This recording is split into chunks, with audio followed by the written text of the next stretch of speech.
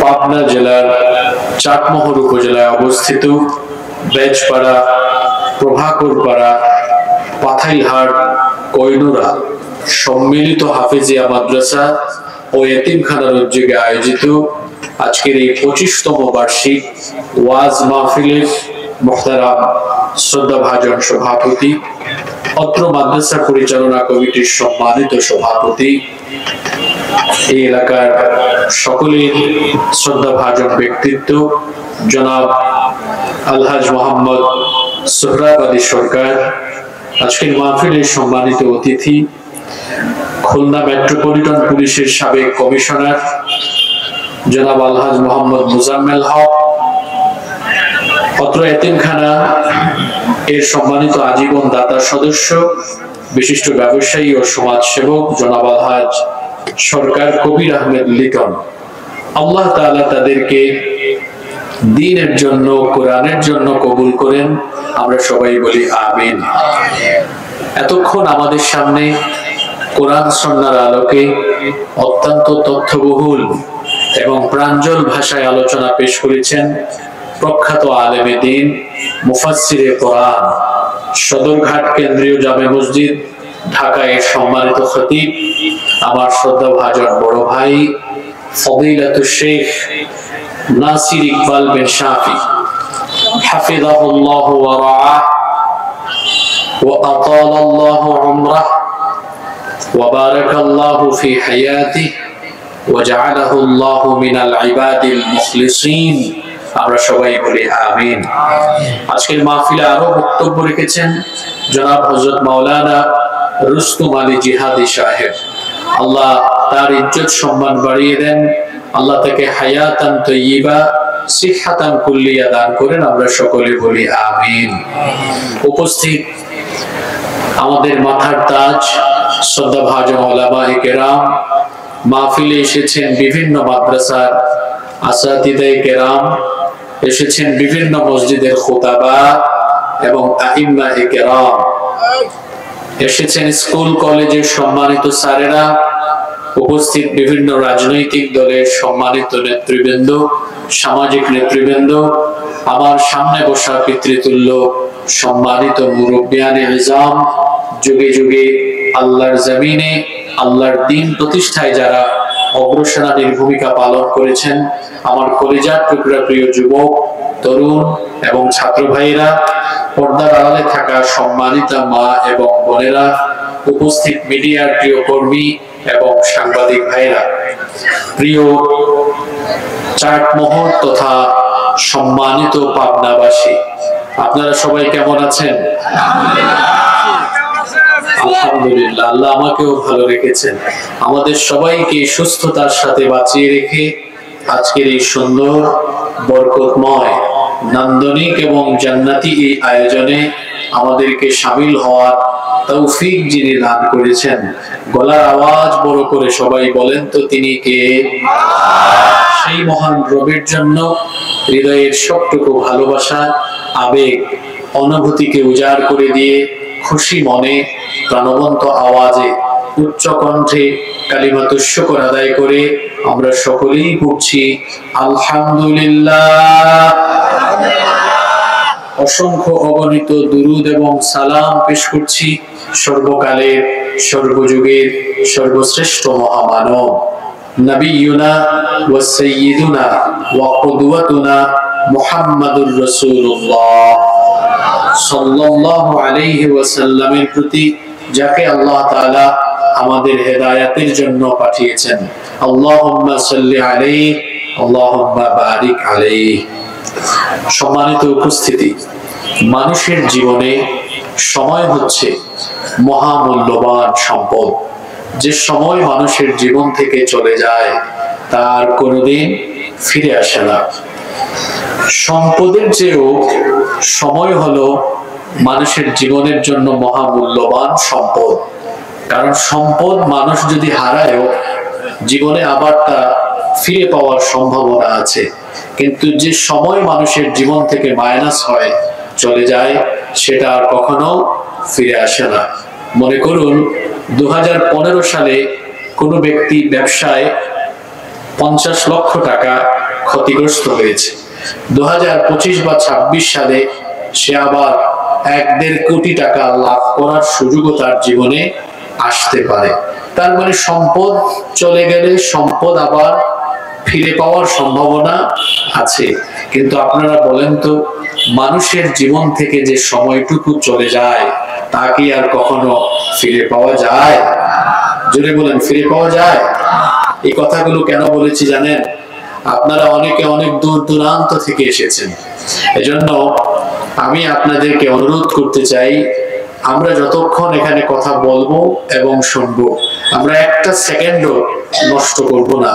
কারণ এক একটা আয়োজন করতে এত কষ্ট হয়, কয়েক মাস ঘাম ঝরিয়ে কষ্ট করে মেহনত করে লক্ষ লক্ষ টাকা খরচ করে এরকম একটা আয়োজন করা হয়। আর সেই রকমের কষ্টে আয়োজন করা একটা মাহফিলে যদি বসে অপ্রাসঙ্গিক অপ্রয়োজনীয় কাজ করে সময় নষ্ট করা হয়, তাহলে নিঃসন্দেহে সেটি বড় ধরনের খেয়ানত। আমরা এই খেয়ানত করে কোরআনের মাহফিলে বরকতময় এই পরিবেশকে নষ্ট করতে চাই না। সরাসরি আমরা আল্লাহর কালাম থেকে হেদায়েতের নিয়তে কিছু কথা বলতে চাই এবং শুনতে চাই ইনশাআল্লাহ। আল্লাহ তাআলা আমাদেরকে হেদায়েতের নিয়তে বলার এবং শোনার তৌফিক দান করেন, আমরা সকলে বলি আমিন। সম্মানিত উপস্থিতি, আমরা এসেছি কোরআনের মাহফিলে, আমরা এখানে আল্লাহর কালাম থেকে কথা শুনবো। এই কোরআন হচ্ছে পৃথিবীর সবচাইতে সম্মানিত এবং সর্বশ্রেষ্ঠ কিতাব। কোরআন হলো শ্রেষ্ঠত্বের দিক থেকে অনন্য, মর্যাদার দিক থেকে অনন্য। পৃথিবীতে কোরআনের চাইতে সম্মানিত, কোরআনের চাইতে শ্রেষ্ঠ আর দ্বিতীয় কোন কিতাব কি আছে? পুরুষ মানুষের মতো জবাব দেন, জোরে বলেন, আছে? কোরআনের মতো পৃথিবীতে অন্য দ্বিতীয় কোন কিতাব নাই। এটি মর্যাদার দিক থেকেও অনন্য, শ্রেষ্ঠত্বের দিক থেকেও অনন্য। এর কারণ কি? এর কারণ হলো কোরআনুল কারীমের এমন কিছু স্পেশালিটি আছে, এমন কিছু বিশেষত্ব বা বৈশিষ্ট্য আছে যা পৃথিবীর অন্য দ্বিতীয় কোনো কিতাবের মধ্যে পাওয়া যায় না।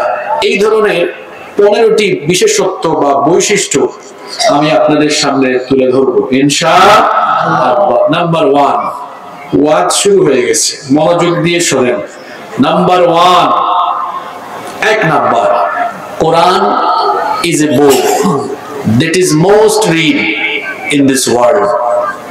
পৃথিবীতে একমাত্র কিতাব হলো আল্লাহর কোরআন, যা অনবরত দিবানিশি 24 ঘন্টা তিলাওয়াত হয়। সুবহানাল্লাহ। আপনি বলবেন, হুজুর এটা কিভাবে সম্ভব? আমরা যখন রাতের বেলা ঘুমাই ওই টাইমে আবার কোরআন কে পড়ে?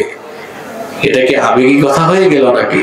না, এটা সায়েন্টিফিক, এটা বিজ্ঞানসম্মত বাস্তবিক কথা।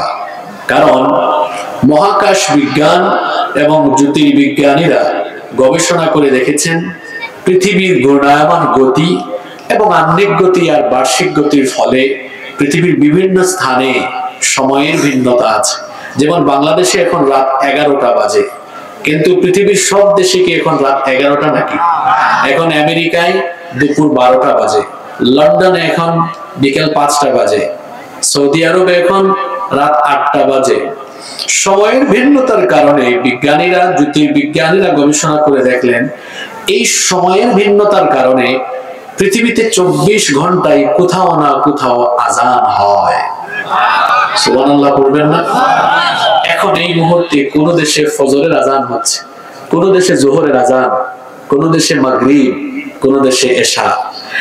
তো আজান যখন হয় মুসলমানরা তখন নামাজে দাঁড়ায়, আর নামাজে দাঁড়ালে মুসলমানরা একটা কিতাব থেকে তেলাওয়াত করে। জোরে বলেন তো সেই কিতাবের নাম কি? আল কোরআন। এজন্য বিজ্ঞানীরাই গবেষণা করে দেখেছেন যে পৃথিবীর ঘূর্ণায়মান গতি এবং আহ্নিক গতি আর বার্ষিক গতির ফলে সময়ের এই ভিন্নতা থাকায় 24 ঘন্টা আজান হয়, আর আজান হওয়ার ফলে 24 ঘন্টায় পৃথিবীর কোথাও না কোথাও মুসলমানরা নামাজে দাঁড়িয়ে অনবরত 24টা ঘন্টা পৃথিবীতে আল্লাহর কালামের তেলাওয়াত হয়। সুবহানাল্লাহ। বলেন তো পৃথিবীতে কোরআন ব্যতীত অন্য কোন কিতাব কি 24 ঘন্টা পড়া হয় এমন কোন বইয়ের নাম কি আপনারা জানেন নাকি? জানা আছে কারো?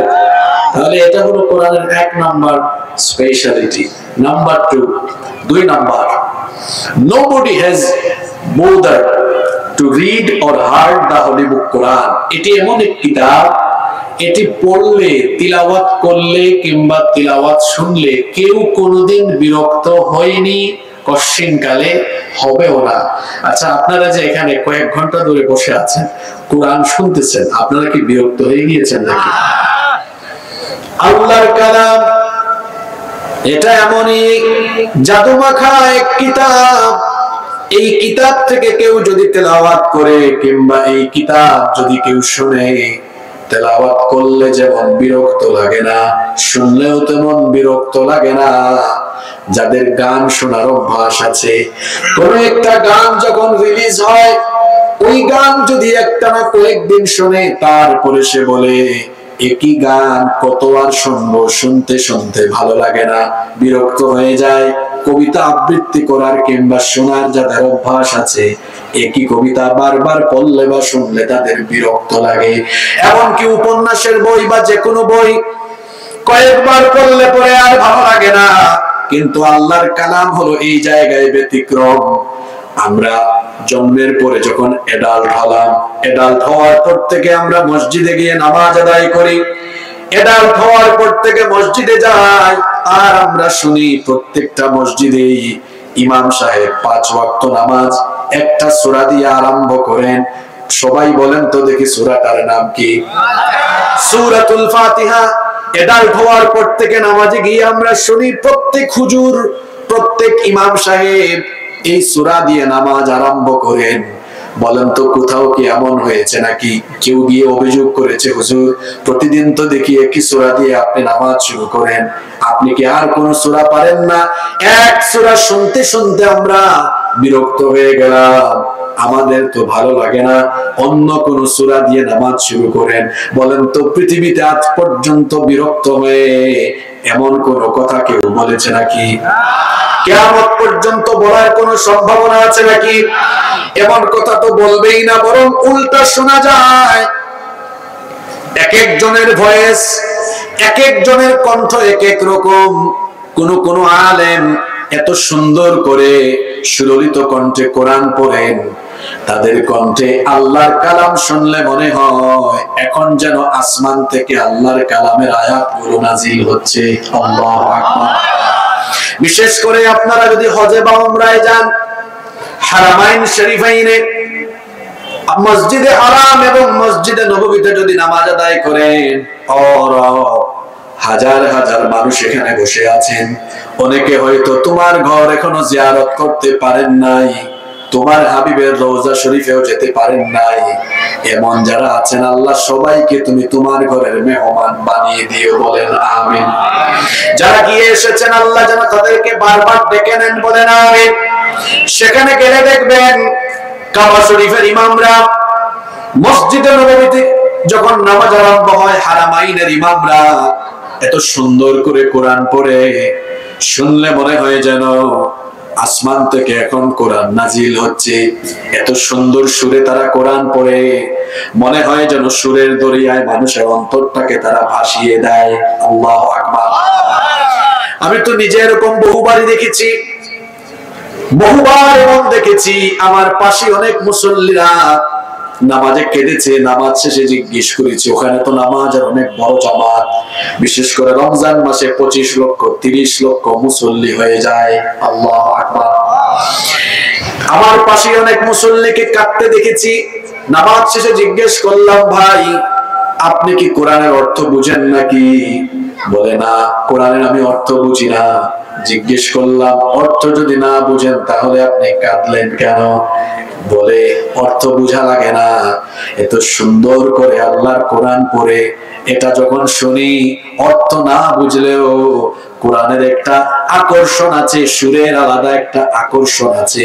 সুরের দরিয়ায় যখন ইমাম সাহেব নিয়ে গেলেন, মনের অজান্তে তখন চক্ষু থেকে পানি বের হয়ে গিয়েছে। বলেন তো, পৃথিবীতে কোরআন ছাড়া অন্য কোন কিতাবের ভেতরে এত আকর্ষণ আছে? জোরে বলা আছে?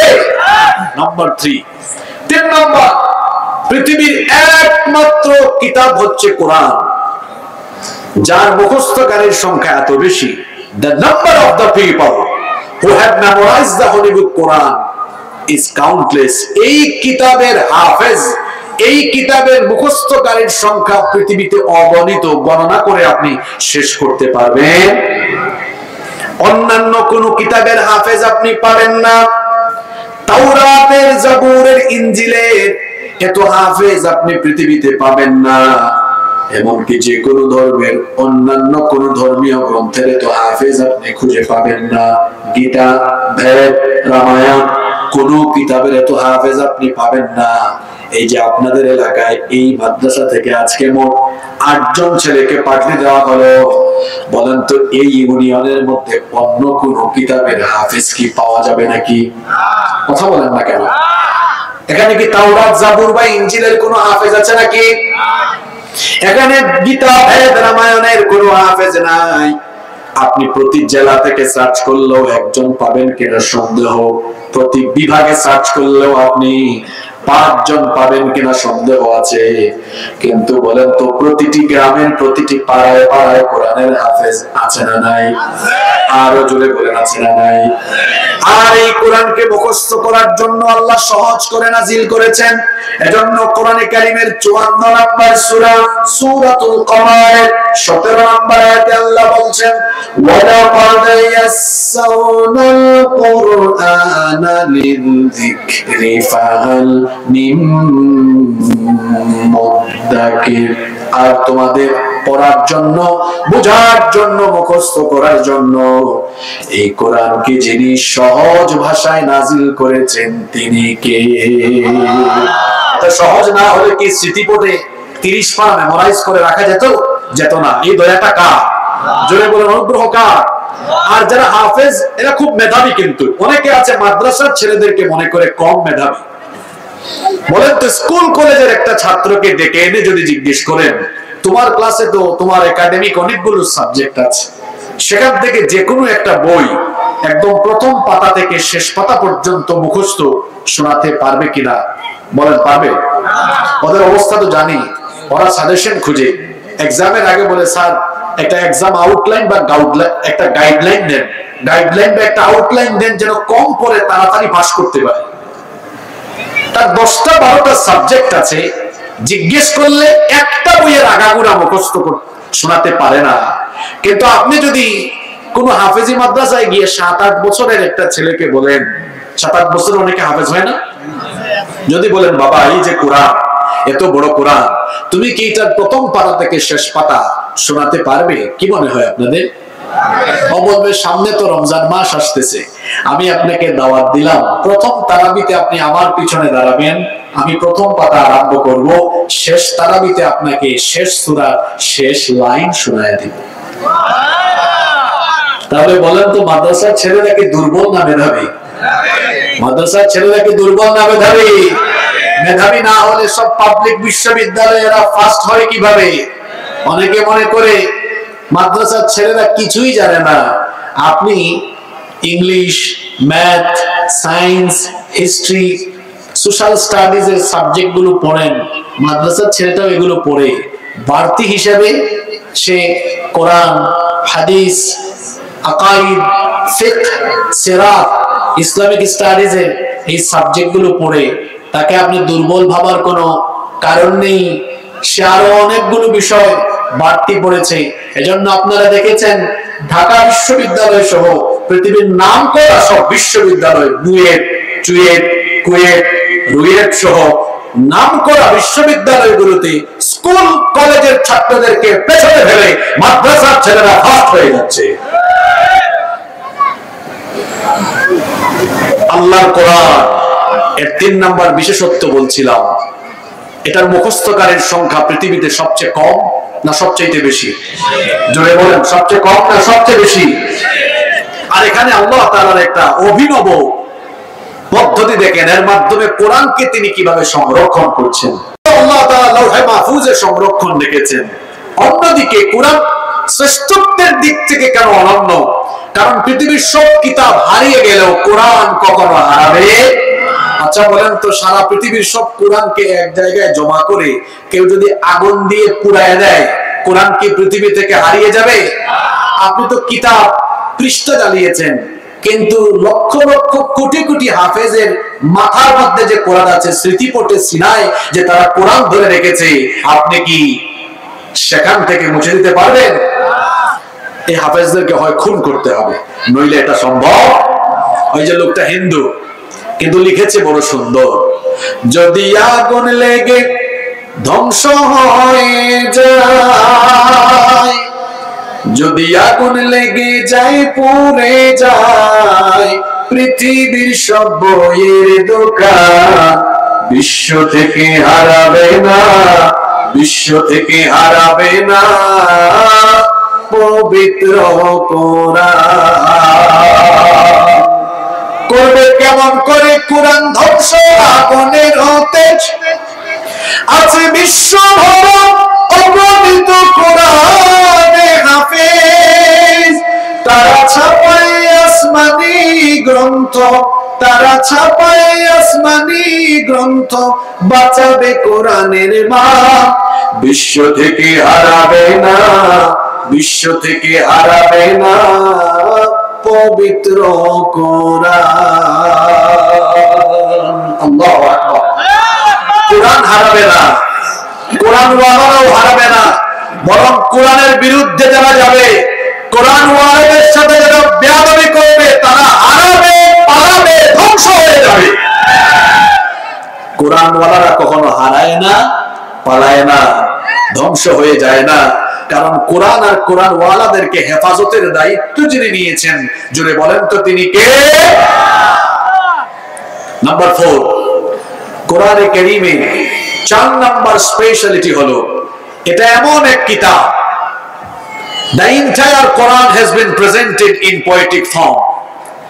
গোটা কোরআনকে আল্লাহ তাআলা এমন ভাবে নাজিল করেছেন, আপনি কোরআন তেলাওয়াত করলে দেখবেন প্রতিটি পাতায়, প্রতিটি লাইনে লাইনে এক আয়াতের সাথে আরেক আয়াতের অসাধারণ অভূতপূর্ব ছন্দমিল রয়েছে। সুবহানাল্লাহ পড়বেন না? পৃথিবীতে কোরআন ছাড়া অন্য কোন কিতাব আর এমন নাই যেখানে আপনি ছন্দগত এমন মিল খুঁজে পাবেন, কিন্তু কোরআন যখন আপনি তেলাওয়াত করবেন, দেখবেন আগের আয়াতের সাথে পরের আয়াতের ছন্দের এক অসাধারণ মিল আছে। যে সূরা থেকেই পড়বেন দেখবেন ছন্দ মিল খুঁজে পাবেন। কোরআনে কারীমের এমন একটা সূরা আছে, যেই সূরাটা একবার পড়লে তিনবার পড়লে একবার পুরা কোরআন পড়ার সওয়াব পাওয়া যায়। সুবহানাল্লাহ। বলেন তো দেখি সেই সূরাটার নাম কি? সওয়াবের নিয়তে আমার সাথে একবার পড়েন, কারণ একবার পড়া মানে 10 পারা কোরআনের সওয়াব পেয়ে যাওয়া। আল্লাহু আকবার। সওয়াবের নিয়তে একটু আমার সাথে তেলাওয়াত করেন। কুল হুয়াল্লাহু আহাদ আল্লাহুস সামাদ লাম ইয়ালিদ ওয়া লাম ইউলাদ ওয়া লাম ইয়াকুল লাহু কুফুয়ান আহাদ। এবার আপনারা ওখান থেকে বলেন তো, কুল হুয়াল্লাহু, সবাই বলেন কুল হুয়াল্লাহু আল্লাহুস লাম ইয়ালিদ ওয়া লাম ইয়াকুল লাহু কুফুয়ান। এবার বলেন তো প্রতিটা আয়াতে আয়াতে ছন্দমিল ছিল কি ছিল না? কোরআনের সবচেয়ে ছোট সূরা সূরা কাউসার পড়েন, ইন্না আ'তাইনাকাল ফাসাল্লি লিরাব্বিকা ইন্না শানিআকা হুয়াল। শেষের সূরাটা পড়েন, কুল আউযু বিরাব্বিন মালিকিন ইলাহিন। বলেন দেখি প্রতিটা আয়াতে আয়াতে ছন্দমিল আছে না নাই? এটা এমন ভাবে আল্লাহ তাআলা নাযিল করেছেন, আপনি যখন কোরআন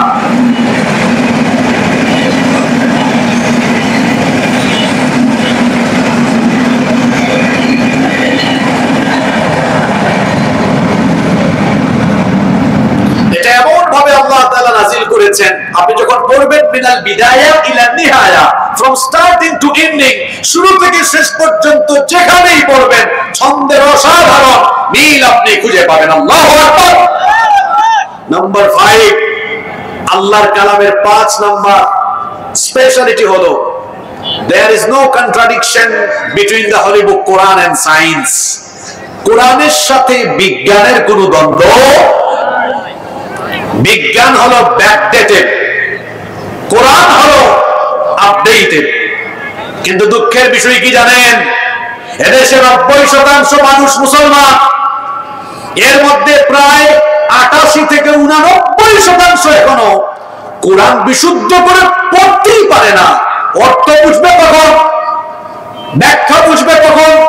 এজন্য আফসোস এই জাতির জন্য। তারা কোরআনকে ঝাড়ফুঁকের কিতাব, কোন দোকানপাট উদ্বোধন হওয়ার সময় শুধু তিলাওয়াতের কিতাব, তারা এটিকে রমজানে খতমের কিতাব, তাবিজের কিতাব বানিয়েছে। কপাল পোড়া মুসলমান, সে জানেও না এই কিতাব হলো জ্ঞান বিজ্ঞানে পরিপূর্ণ হেদায়েতের কমপ্লিট একটা কিতাব। ও জানেও না এটা। আমি নিজে কোরআনিক সায়েন্সের ছাত্র ছিলাম, ইউনিভার্সিটিতে এই ডিপার্টমেন্টে পড়াশোনা করেছি। তো পড়াশোনা করে গবেষণা করতে যে দেখেছি 6000-এর উপরে আয়াত কোরআনে আছে। এর মধ্যে 1500 আয়াত আছে শুধুমাত্র বিজ্ঞানের বিভিন্ন শাখা উপশাখার ব্যাপারে। সুবহানাল্লাহ কি বাড়ি গিয়ে বলবেন নাকি? আমি যে বলেছি বিজ্ঞান ব্যাকডেটেড, কোরআন আপডেটেড, কেন বলেছি এবার শুনেন। আপনাকে কয়েকটা এক্সাম্পল আমি দিই। বিরক্ত হচ্ছেন নাকি আপনারা? এই যে পৃথিবীতে আমরা বাস করছি, পৃথিবী তো একটা গ্রহ, এর বাইরে আরো গ্রহ আছে, মহাবিশ্ব অনেক বড়। এটা তো এমনি এমনি হয় নাই। আপনি কি চিন্তা করেছেন how the universe was created? কি করে এই মহাবিশ্ব সৃষ্টি হয়েছে? এই যে উপরে আসমান, নিচে কি জমিন, এটা কিন্তু আলাদা ছিল না। আমার দিকে তাকান, আসমান জমিন এইরকম ছিল, এই যে লাগানো, পুঞ্জীভূত। এটা বিজ্ঞানীরাও বলেছেন। স্টিফেন হকিং এর বিগ ব্যাং থিওরির আলোকে বিজ্ঞানীরা বলছেন যে এই মহাবিশ্বের সবকিছু, অর্থাৎ আসমান, জমিন, সূর্য, চন্দ্র, গ্রহ, নক্ষত্র, তারকাপুঞ্জ, অর্থাৎ সবকিছু সৃষ্টির শুরুতে একত্রিত ছিল, পুঞ্জীভূত অবস্থায় ছিল। তখন সবকিছু ছিল গ্যাসীয় কণার সমষ্টি। অতঃপর একটা মহাবিস্ফোরণ হলো। মহাবিস্ফোরণ হয়ে সকল সৃষ্টি সেপারেট, আলাদা হয়ে গেল। মহাবিস্ফোরণের মাধ্যমে যে ঘটনাটি ঘটে, সবকিছু আলাদা আলাদা হলো। বিজ্ঞান এটার নাম দিয়েছে বিগ ব্যাং থিওরি, যেটা গোটা পৃথিবীর আলোচিত তথ্য। বিজ্ঞান যেটা কিছুদিন আগে পৃথিবীর মানুষকে জানিয়েছে।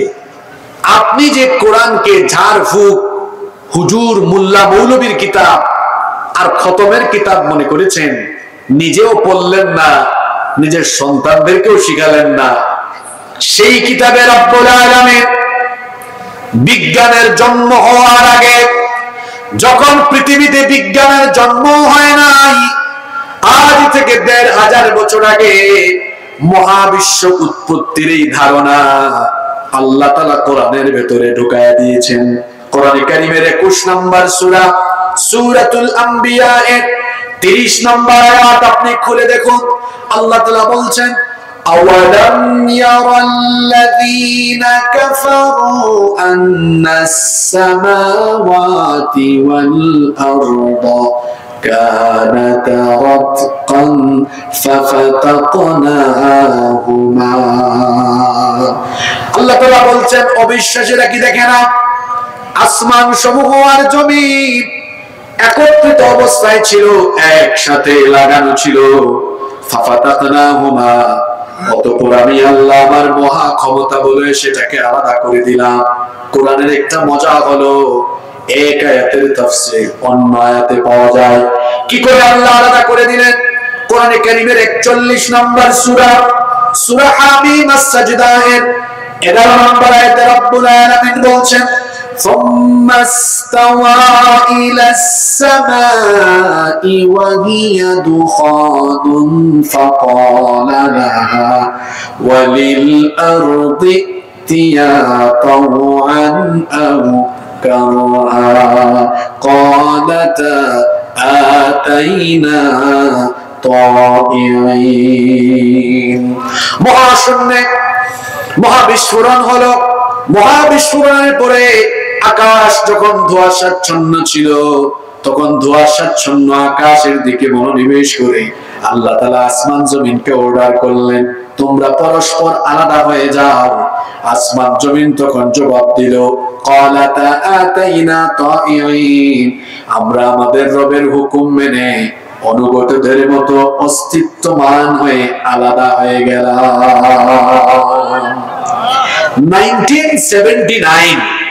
1979 সালে সৌদি আরবের রাজধানী রিয়াদে একটা কনফারেন্স হয়েছিল। এটার নাম হচ্ছে মুক্তামার আশ-শাবাব, ইউথ কনফারেন্স। ওই কনফারেন্সে উপস্থিত ছিলেন ইউনাইটেড স্টেট অফ আমেরিকার বিখ্যাত সায়েন্টিস্ট মালমান। তিনি এই দুইটা আয়াতের তেলাওয়াত কনফারেন্স হলে শুনে দাঁড়িয়ে গিয়ে অবাক হয়ে বললেন, থামো, আচ্ছা যে বই থেকে কিছুক্ষণ আগে দুইটা লাইন পড়লে, এই বইয়ের লেখক কে? এটা কত সালে প্রকাশিত হয়েছে? আশ্চর্য কথা, আমরা তো মহাবিশ্ব উৎপত্তির ধারণা বিগ ব্যাং থিওরির মাধ্যমে কিছুদিন আগে জেনেছি। এই বইয়ের ভিতরে এই তথ্য আসলো কিভাবে? এই বইটার লেখক কে? তাকে বলা হলো, এটা মানুষের রচনা করা কোনো কিতাব নয়, এটা ১৫০০ বছর আগে নাজিল হওয়া আল্লাহর কিতাব কোরআন। সে তখন বলল, আশ্চর্য কথা, ১৫০০ বছর আগে তো পৃথিবীতে বিজ্ঞানের জন্ম হয়নি। যখন পৃথিবীতে বিজ্ঞানের জন্ম হয়নি, তখন মহাবিশ্ব উৎপত্তির এই সায়েন্টিফিক ধারণা যে কিতাবে এসেছে, এটা তো যেন কোনো কিতাব নয়। নিঃসন্দেহে এটা মহাবিশ্বের স্রষ্টার কাছ থেকে আসা ঐশী বাণী।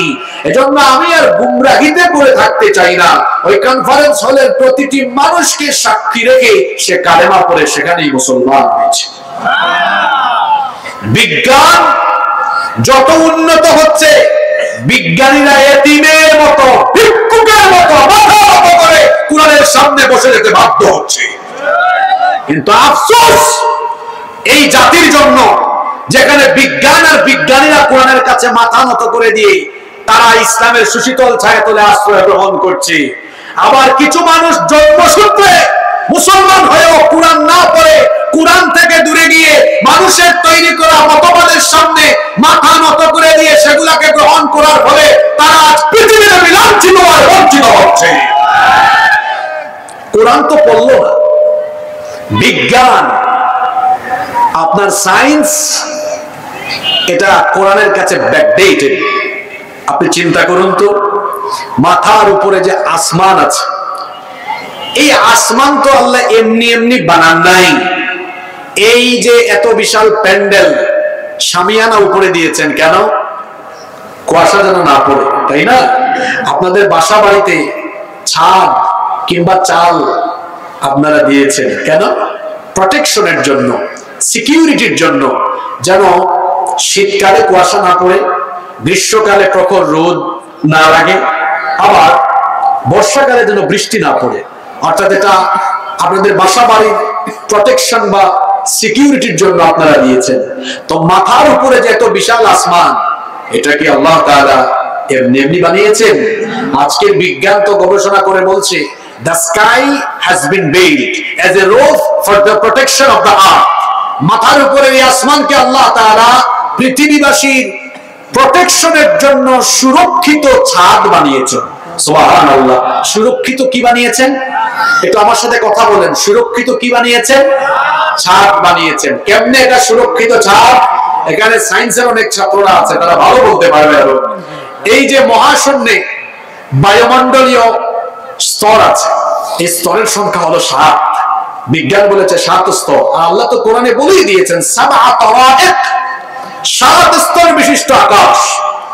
সেখানে আল্লাহ তাআলা বায়ুমণ্ডলীয় কিছু স্তর সৃষ্টি করেছেন। বিজ্ঞান এগুলো গবেষণা করে নামও দিয়েছে। এগুলো troposphere, stratosphere, ionosphere, ozone layer, magnetosphere, exosphere.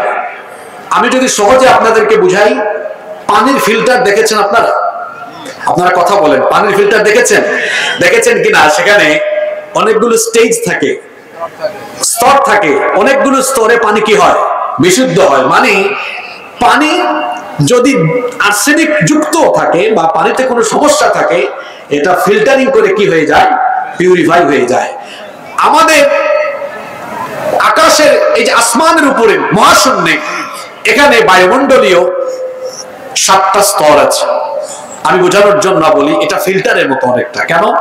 এটা না থাকলে আপনারা বেঁচে থাকতে পারতেন না। জিন, এরপরে পশু পাখি, উদ্ভিদ, প্রাণী কিছুই বাঁচত না, সব মরে যেত। কেন? এটা একটা প্রোটেকশন বা পিউরিফাইং এর মতো কাজ করছে। এই যে আজকে দিনের বেলা দেখলাম তাপমাত্রা ছিল সম্ভবত 26 ডিগ্রি। এই যে আমাদের মাথার উপরে এতগুলো লাইট জ্বলছে, এগুলোর কিন্তু পাওয়ার আছে, অপারেটর বলতে পারবে 40 ইউনিট 50 ইউনিট। এই যে এত বিশাল প্যান্ডেল আলোকিত করছে হয়তো 200-300 লাইট, কিন্তু আপনারা বলেন তো দিনের বেলা গোটা পৃথিবীকে আলোকিত করে কয়টা লাইট? পুরুষ মানুষের মতো জবাব দেন, কয়টা লাইট? একটা গোটা পৃথিবীকে আলোকিত করে সূর্য। এই সূর্যের পাওয়ার কত? গুগল শরীফে সার্চ করে দেখবেন। বিজ্ঞানীরা বলেছেন সূর্যকে যে টেম্পারেচার দেওয়া হয়েছে এর পরিমাণ হলো 1,40,00,000 সেন্টিগ্রেড। কিন্তু আপনারা আজকে দিনের বেলা পাইছেন কত? কথা বলেন তো, বাকিটা কই গেল? বাকিটা আসতো না কেন? সূর্যের পুরো হিটিং, ফুল হিট যদি দুনিয়ায় আসে, আপনি 1 সেকেন্ডও বেঁচে থাকতে পারবেন না। পৃথিবীর কিচ্ছু থাকবে না। কেন পুরোটা আসতে পারে না? তাকান আমার দিকে। সূর্য তো পৃথিবী থেকে 15 কোটি কিলোমিটার দূরে।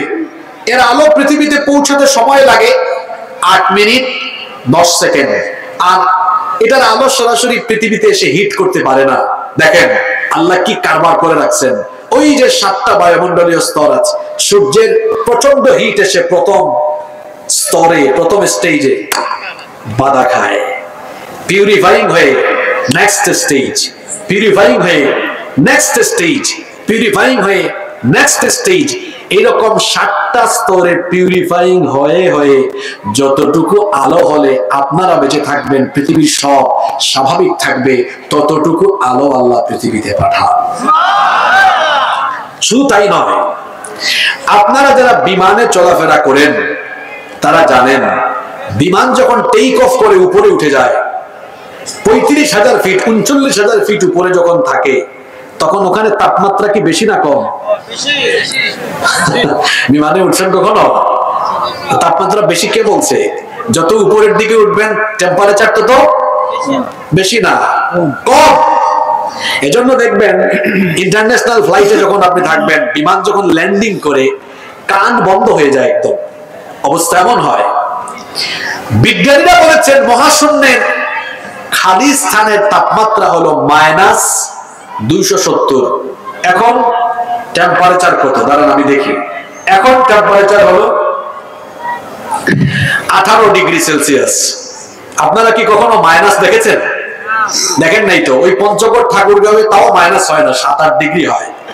আমি 2017 সালে একবার ভারতের হিমাচল প্রদেশে একটা জায়গা আছে, শিমলা, মানালি, ওই জায়গাটা ভিজিট করেছিলাম। ওখানে বরফ পড়ে, আইস পড়ে। তো আমি যখন ছিলাম সেখানে 3-4 দিন, -4 ছিল। 3টা-4টা কাপড় পরেও ঠান্ডা লেগে গেছে, জ্বর উঠে গেছে, শরীর খারাপ। -4 মাত্র। আর বিজ্ঞানীরা বলছেন মহাশূন্যের খালি স্থানের তাপমাত্রা হলো -270। এই মাইনাস তো নেমে আসতে পারে না। ওই যে ফিল্টারিং হয়। আবার সবচেয়ে জরুরি কথা হলো মহাশূন্যে উল্কা পিণ্ড আছে, উল্কা। যদি একটা উল্কা কখনো দুনিয়ায় পড়ে, সব শেষ, জ্বলে পুড়ে ছাই হয়ে যাবে। কিন্তু একটা উল্কাও পৃথিবীর দিকে আসতে পারে না, ওই স্তরগুলো বাধা দিয়ে উপরের দিকে উঠায় রাখে। এজন্য বিজ্ঞানীরা বলছেন আকাশ, আসমান পৃথিবীর জন্য সুরক্ষিত ছাদ। মাত্র কিছুদিন আগে বিজ্ঞান এই কথা বলেছে, কিন্তু আল্লাহর কোরআন আপনি পড়লেন না। কোরআনে কারিমে আল্লাহ এই কথা 1500 বছর আগে বলেছেন। وجعلنا السماء سقفا محفوظا وهم عن آياتها معرضون আলেম যারা আছেন, যারা আরবি ভালো বুঝেন, সাকফান মাহফুযা মানে কি? সুরক্ষিত ছাদ। আল্লাহ তাআলা বলছেন আর এইভাবে করে আমি আসমানকে তোমাদের জন্য সুরক্ষিত ছাদ বানিয়ে দিয়েছি। তাহলে চিৎকার করে বলেন তো দেখি, কোরআন আগে না বিজ্ঞান আগে?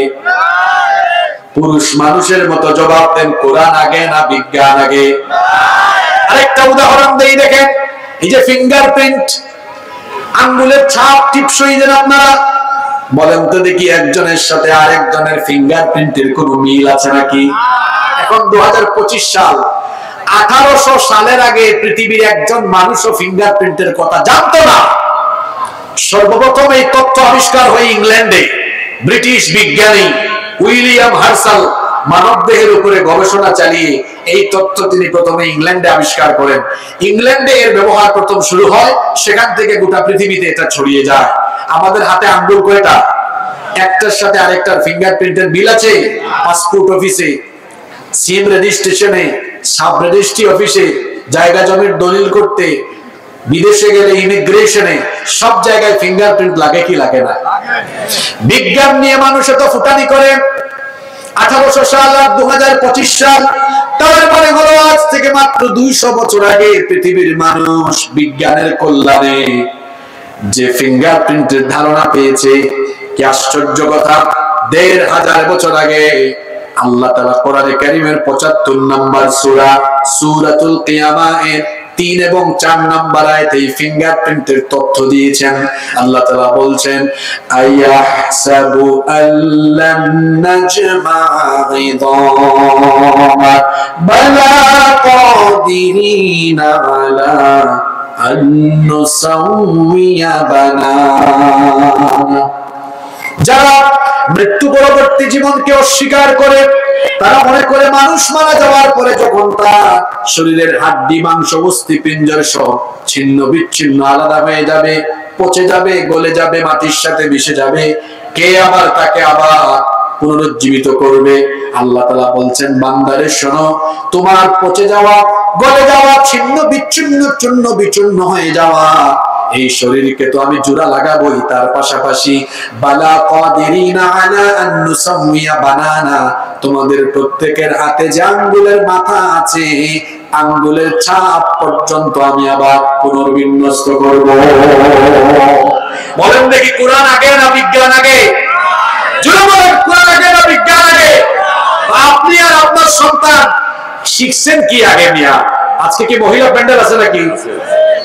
মা বোনদেরকে বলছি, একটা সন্তানের জন্য শ্রেষ্ঠ বিশ্ববিদ্যালয়, শ্রেষ্ঠ বিদ্যাপীঠ হলো তার মা। এজন্য আমি মাদেরকে, বোনদেরকে বলছি, সন্তানদেরকে সব শিক্ষাই দিবেন। বাংলা শিখাবেন, ইংরেজি শিখাবেন, অন্যান্য ভাষা শিখাবেন, অসুবিধা নাই। কিন্তু আপনার সন্তানের লেখাপড়া যেন স্টার্ট হয় আল্লাহর কালামের যে বর্ণমালা গুলো আছে সেগুলো দিয়ে। ক খ এবিসিডি শিখবে, পরে আলিফ বা তা তা শিখবে সবার আগে। আমরা কোন বিষয়ে আলোচনা করছি মনে আছে তো আপনাদের? হ্যাঁ, কোরআনের স্পেশালিটি। আপনাদের কি আরো 15-20 মিনিট ধৈর্য কুলাবে? হ্যাঁ, আমি তো আসছিলাম বড় ভালো নিয়তে যে 2 ঘন্টার মতো কথা বলবো। আমি আসছি কিন্তু 8:30টায়, আর ফ্লোর পাইছি 10:30টায়। কারণ আপনারা তো অপেক্ষা করছেন আপনাদের নেতৃবৃন্দের জন্য, কিন্তু আপনাদের জন্য আমার দুঃখ হয়, যাদের জন্য আপনারা অপেক্ষা করলেন তাদের ওয়াজ আপনারা শুনলেন, উনাদের আর এই কোরআনের ওয়াজ শোনার কোনো কি নাই, টাইম নাই। এটা কোরআনের মাহফিল। কোরআনের মাহফিলে টাইম ম্যানেজমেন্ট শিখবেন। টাইম মতো বক্তা না উঠালে মানুষ কষ্ট পায়, কষ্ট পায় না? আমার যে বক্তাও আসে তারও কষ্ট লাগে যে টাইম মতো উঠলাম না, তাহলে একটু ভালো করে কথা বলা যেত। কর্তৃপক্ষ এগুলো বিবেচনায় রাখবেন। যাই হোক, কয়টা বললাম? 5টা। নাম্বার 6 নাম্বার, এটি হচ্ছে দুনিয়ার একমাত্র কিতাব যার মধ্যে কোনো ভুল নাই। সুবহানাল্লাহ পড়বেন না? This is the book, the most authentic and original book in this world, whereof there is no doubt about it. এটি এমন এক কিতাব যার ভেতরে ভুল ভ্রান্তি সন্দেহের কোনো অবকাশ নাই। আল্লাহু আকবার। আমরা যে স্কুল কলেজে ইউনিভার্সিটিতে মাদ্রাসায় বই পড়াই, সেখানে রচয়িতা বা সম্পাদক কর্তৃক লেখা থাকে, এই বই পড়তে গিয়ে যদি কোথাও কোনো ভুল দেখতে পান আমাদেরকে জানাবেন, পরবর্তী সংস্করণে আমরা এটা ঠিক করব। পৃথিবীর সকল লেখক, রচয়িতা, সম্পাদক, সংকলক সবাই একই রকমের কথা বলে, কারণ মানুষের ভুল হওয়া স্বাভাবিক না অস্বাভাবিক? কিন্তু একমাত্র কিতাব কোরআন, এখানে আপনি এমন কোনো কথা পাবেন না। আল্লাহ কি কোরআনের শুরুতে এমন করে বলছেন নাকি? পাবনার মানুষ, চাটমোহরের মানুষ, কোরআন পড়তে গিয়ে কোথাও ভুল টুল পাইলে আমি আল্লাহকে জানাই, পরে আমি ঠিক করে দিব না, এমন কথা কি কোরআনের কোথাও আছে নাকি? বরং শুরুতে আল্লাহ বলে দিয়েছেন, যালিকাল কিতাবু লা রাইবা ফীহি হুদাল লিল মুত্তাকিন। এর ভেতরে সন্দেহের কোনো অবকাশ নাই। সুবহানাল্লাহ পড়বেন না? নাম্বার 7, 7 নাম্বার, এটা এমন এক কিতাব, it's quite impossible to create a book like holy Quran. কোরআনের মতো এরকম আরেকটা কিতাব বানানো দুনিয়ায় কারো পক্ষে কশিন কালেও সম্ভব। আপনি একটা বই লিখবেন, আপনার মতো বা তার চেয়ে ভালো বই আরেকজন লিখে ফেলতে পারে। আপনি ভালো বক্তৃতা করতে পারেন, আপনার চেয়ে আরো ভালো বক্তা অন্য কেউ হতে পারে। আপনি ভালো কোনো কাজ জানেন, আপনার থেকে আরো ভালো কাজ অন্য কেউ ভালো করতে পারে। কিন্তু আপনারা বলেন তো, কোরআনের মতো আরেকটা কিতাব দুনিয়াতে কেউ কি বানাতে পারবে? কখনো পারবে? আল্লাহ তাআলা তো ১৫০০ বছর আগে ওপেন চ্যালেঞ্জ করে রেখেছেন। 3 দফায় আল্লাহ কোরআনে চ্যালেঞ্জ করেছেন। প্রথম দফায় আল্লাহ এভাবে চ্যালেঞ্জ করলেন, যদি কোরআনের মতো কোরআন কেউ বানাতে পারো তাহলে চেষ্টা করো দেখি। প্রথম দফায় আল্লাহ এভাবে চ্যালেঞ্জ করলেন। কোরআনে কারীমের 17 নম্বর সূরা, সূরা বনী ইসরাঈলের 88 নম্বর আয়াতে আল্লাহ বলছেন, قُلْ لَئِنِ اجْتَمَعَتِ الْإِنسُ وَالْجِنُّ عَلَىٰ أَن يَأْتُوا بِمِثْلِ هَٰذَا الْقُرْآنِ لَا يَأْتُونَ بِمِثْلِهِ وَلَوْ كَانَ بَعْضُهُمْ لِبَعْضٍ ظَهِيرًا। আল্লাহ তাআলা বলছেন, ও নবী আপনি বলে দিন, দুনিয়ার সকল মানুষ এবং জিন জাতি একত্রিত হয়ে তারা যদি চেষ্টা চালায় কোরআনের মতো কোরআন বানাবে, কিয়ামত হয়ে যাবে। কোরআনের মতো কোরআন কেউ বানাতে পারবে? কোরআন নাজিলের যুগে কেউ পারেনি, এই যুগেও কেউ পারবে না, কিয়ামত পর্যন্ত পারার কোনো সম্ভাবনা। প্রথম দফার চ্যালেঞ্জটা যদি কঠিন হয়ে যায়, দ্বিতীয় দফায় আল্লাহ চ্যালেঞ্জটা একটু হালকা করে দিয়েছেন। কোরআনের মতো এত বড় কোরআন বানানো লাগবে না, আল্লাহ একটু হালকা করে দিয়ে দ্বিতীয় দফায় বললেন। কোরআনে কারীমের 11 নম্বর সূরা, সূরা হুদের 13 নম্বর আয়াতে আল্লাহ বলছেন, আম ইয়াকুলুনা ইফতারাহু কুল ফাতু বিআশরি সুওয়ারিম মিথলিহি মুফতারায়াত। আল্লাহ তাআলা বলছেন, দ্বিতীয় দফায় একটু হালকা করে দিলাম, কোরআনের মতো কোরআন বানানো লাগবে না। কোরআনে যে 114টা সূরা আছে, পারলে কোরআনের 10টা সূরার মতো 10টা সূরা বানাও। কোরআন নাজিলের যুগে কেউ পারে নাই, এই যুগে কোনো বুদ্ধিজীবী পারবে নাকি? জোরে বলেন, পারবে নাকি? এইটাও যদি কঠিন হয়, তৃতীয় দফায় আল্লাহ আরেকটু হালকা করে দিয়েছেন। পারলে এবার 10টা সূরার মতো সূরা না, আল্লাহ কি বলছেন শুনেন। কোরআনে কারীমের 2 নম্বর সূরা, সূরাতুল বাকারা এর 23 নম্বর আয়াতে আল্লাহ বলছেন, ওয়া ইন কুনতুম ফি রাইবিম মিম্মা নাযালনা আলা আবদিনা ফাতু বিসূরাতিম মিন মিথলি ওয়া দাউ শুহাদাআকুম মিন দুনিল্লাহি ইন কুনতুম সাদিকিন। আর আমি আমার বান্দার উপরে যা নাযিল করেছি, যদি এ ব্যাপারে তোমাদের কোনো সন্দেহ হয়, কোরআনে যে 114টা সূরা আমি নাজিল করলাম, পারলে একটা সূরার মতো সূরা বানিয়ে নিয়ে আসো। বলেন তো কোরআন নাজিলের যুগ থেকে নিয়ে আজ অবধি, আজ থেকে নিয়ে কিয়ামত, আওয়াজ বড় করে বলেন তো তিনি কে? কোরআনে কারীমের 15 নম্বর সূরা সূরাতুল হিজরের 9 নম্বর আয়াতে রব্বুল আলামিন বলছেন, ইন্না নাহনু নাযালনাল যিকরা ওয়া ইন্না লাহু লাহাফিজুন। নিশ্চয়ই এই কোরআন নাজিল করেছি আমি, আর এই কোরআন হেফাজতের দায়িত্ব যিনি নিজেই গ্রহণ করেছেন। গলার আওয়াজ বড় করে বলেন তিনি কে? তো যেই কোরআন হেফাজতের দায়িত্ব আল্লাহ নিয়েছেন, সেই কোরআনের আন্দোলন আর কোরআন ওয়ালাদেরকে থামিয়ে দিতে পারে পৃথিবীর বুকে এমন কোন শক্তি আছে? কেউ নাই। নাম্বার 9, কোরআন এটা এমন এক কিতাব, আপনাদের কষ্ট হচ্ছে নাকি? কি আশ্চর্য কিতাব! কোরআন খুলে এর দিকে তাকালে সওয়াব, পড়লে সওয়াব, শুনলে সওয়াব, মানলেও সওয়াব। সুবহানাল্লাহ বললেন। প্রথম কথাটা কি বললাম? হ্যাঁ, দেখাতেও। পৃথিবীর 3টা জিনিস আছে যেটা দেখলেই সওয়াব, তাকালেই সওয়াব। আন-নাযরু ইলা সালাসাতি ইবাদাহ, 3 জিনিসের দিকে তাকালেও আমলনামায় যিনি সওয়াব দিয়ে দিবেন তিনি কে? 1 নাম্বার হচ্ছে আন-নাযরু ইলাল কাবাতি ইবাদাহ।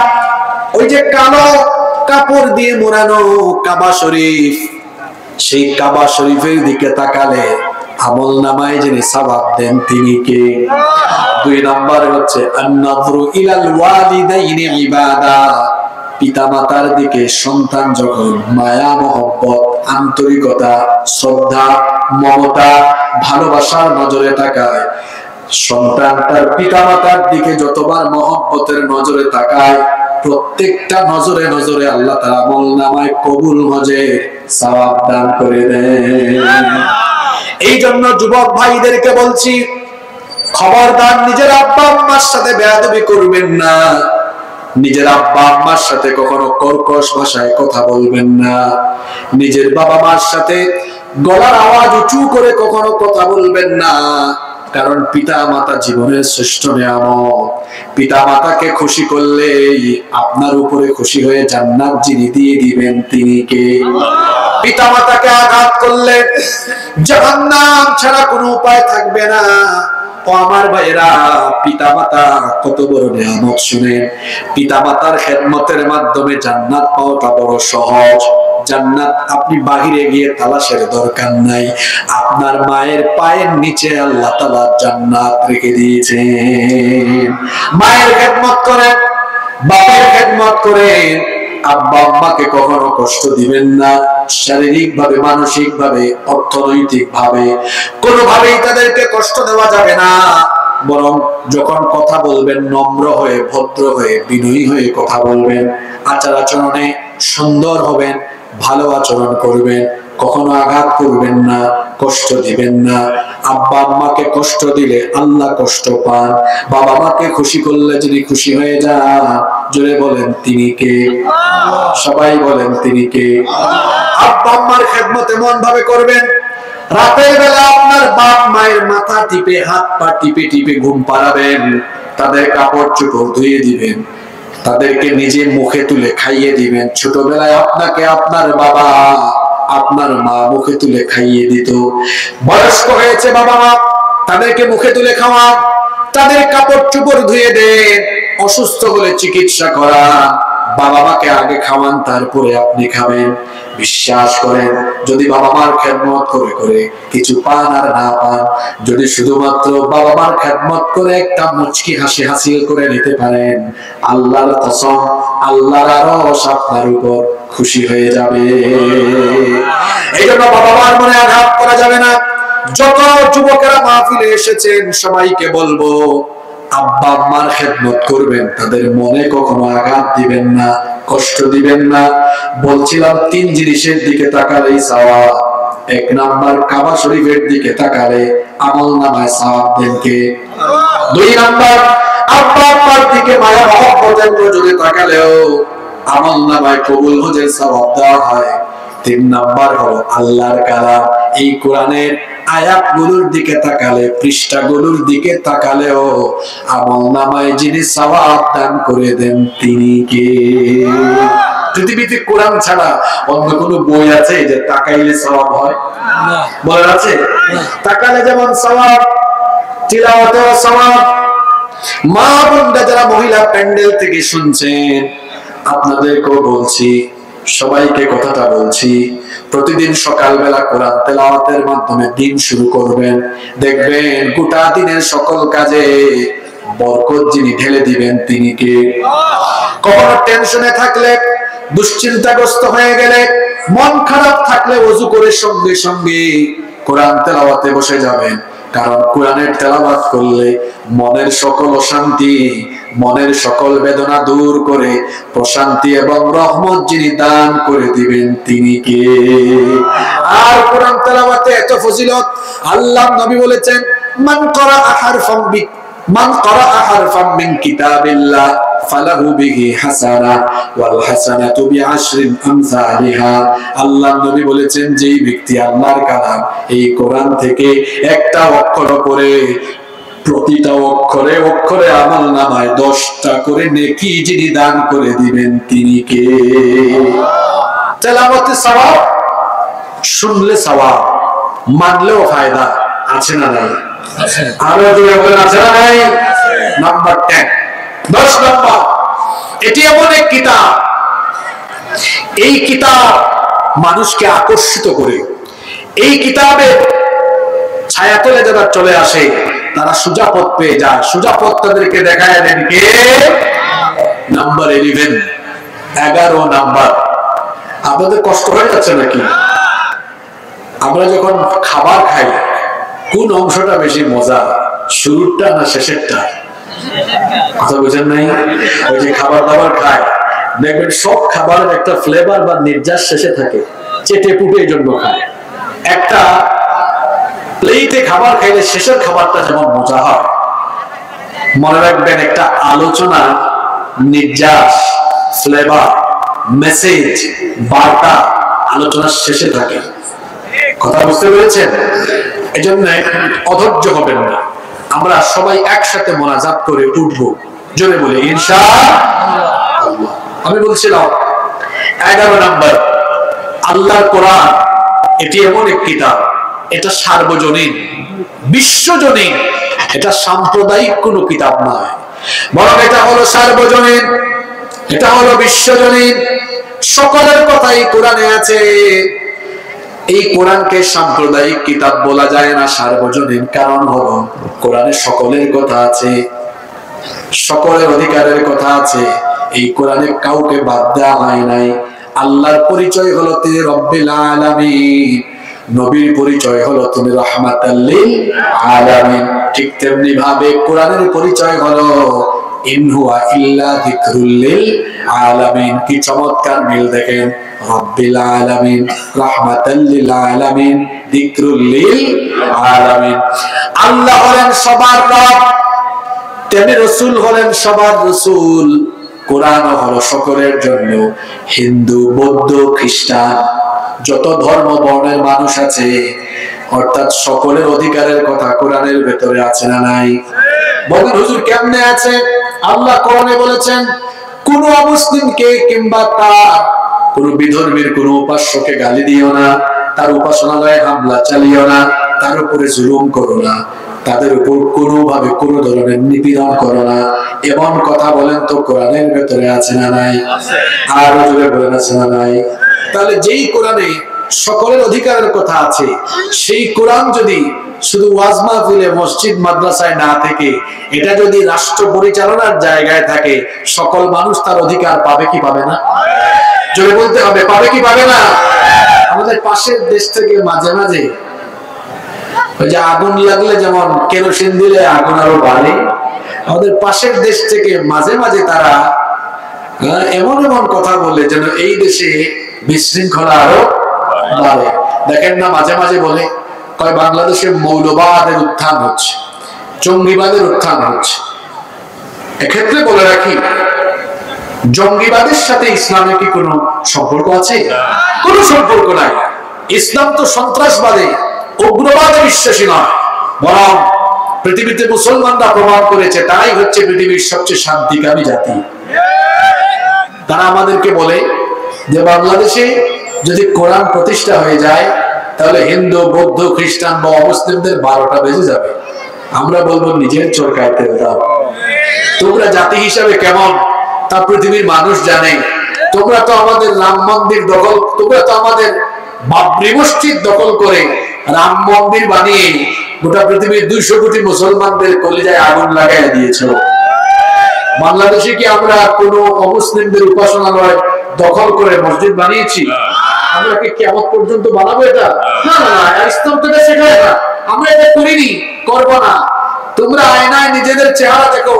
তোমরা তো 70 বছরের বেশি সময় ধরে এই ভারতবর্ষ শাসন করছো। 47 থেকে নিয়ে 2025 তোমরা শাসন করছো। 47-এর আগে ব্রিটিশরা শাসন করেছে, আর তার আগে এই ভারতবর্ষ আমাদের পূর্বপুরুষরা মুসলমানরা 800 বছর শাসন করেছে। আমরা তো কোনো মন্দির দখল করিনি, আমরা তো কারোর উপর নির্যাতন নিপীড়ন করিনি। বরং তারা বলে বাংলাদেশে এটা হওয়ার সম্ভাবনা আছে, বাংলাদেশে এটা কোনোদিন হবে না। আমরা বলছি মায়ের কোলে শিশু যেমন নিরাপদ, ঠিক তেমনি ইসলামী রাষ্ট্রে মুসলমানদের কাছে অমুসলিমরাও তেমন নিরাপদ। নিজের চরকায় তেল দাও। তোমরা যে পৃথিবীর অসভ্য সন্ত্রাসী জাতি তা তোমাদের কর্মকাণ্ডে প্রমাণ করেছো। তোমরা মসজিদ দখল করে মন্দির বানাও, তোমরা জয় শ্রীরাম না বললে মুসলমানদেরকে পিটাও, তোমরা নিরপরাধ মানুষদেরকে পিটাও, মুসলমানদেরকে রক্তরঞ্জিত করো। সুতরাং তোমাদের মুখে সম্প্রীতির কথা বলায় না, তোমাদের কর্মকাণ্ডে প্রমাণ হয়েছে তোমরা পৃথিবীর অসভ্য সন্ত্রাসী জাতি। সম্মানিত ভাইরা, বলছিলাম কোরআনের 11 নম্বর স্পেশালিটি, এটা সার্বজনীন, বিশ্বজনীন। নাম্বার 12, 12 নম্বর, এটা এমন এক কিতাব, এই কিতাবের জন্য এই কিতাবের অনুসারীরা জীবন পর্যন্ত বিলিয়ে দিতে কুণ্ঠাবোধ করে না। আপনাদেরকে যদি বলা হয় কোরআনের জন্য জীবন দিতে পারবেন কিনা, আপনারা প্রস্তুত আছেন না? নাই? দেখেন হাত এমনি উঠে গেছে। আল্লাহ সবার হাত কবুল করেন, হাত তুলুন আমার। তবে একটা কথা আমি এখানে বলি, আমার কথা কি কষ্ট পাবেন? এখানে অনেক যুবক ভাইদেরকে আমি দেখতে পাচ্ছি, যদিও শীত, কিন্তু কথা বললে মানুষ একটু ঘামান। এই যে আমি একটু ঘামাচ্ছি, একটু একটু, এই যে আমার শরীর থেকে ঘাম বেরোচ্ছে। আমাকে কেউ আব্বা ডাকলেও তার সামনে পিছে আমারে ঘুরাইয়া আমার শরীরের ঘাম সে বের করতে পারবে না, কারণ আমার শরীরের প্রতি ফোঁটা ঘাম মূল্যবান। আমার তারুণ্য, যৌবন, এটা কারো চামচামিতে আমি বিসর্জন করতে পারবো না। যুবকদেরকে বলি, অনেকেই তাদের নিজেদের স্বার্থ হাসিলের জন্য আপনাদেরকে টার্গেট করে করে পকেটে কিছু টাকা নইলে জিলাপি বিরিয়ানি দিয়ে সামনে পিছনে ব্যবহার করে তার স্বার্থ সিদ্ধি হাসিল করতে চায়, আর আপনাকে কিছুদিন ইউজ করে আপনাকে সামনে পিছনে চামচার মতো ঘোরায়। আমি আপনাদেরকে বলছি, আমি যুবক ভাইদেরকে বলছি, আপনার শরীরের ঘাম, আপনার তারুণ্য, আপনার যৌবন, আপনার রক্ত, আপনার জীবন, এটা কোন নেতা নেত্রী চামচামি করার জন্য আপনাকে দেন নাই। যদি আপনার ঘাম, শ্রম, রক্ত, জীবন, তারুণ্য আর যৌবন দিতেই হয়, তাহলে কোরআনের মিছিলে অথবা আল্লাহর জমিনে আল্লাহর দ্বীন প্রতিষ্ঠার জন্য দিতে হবে।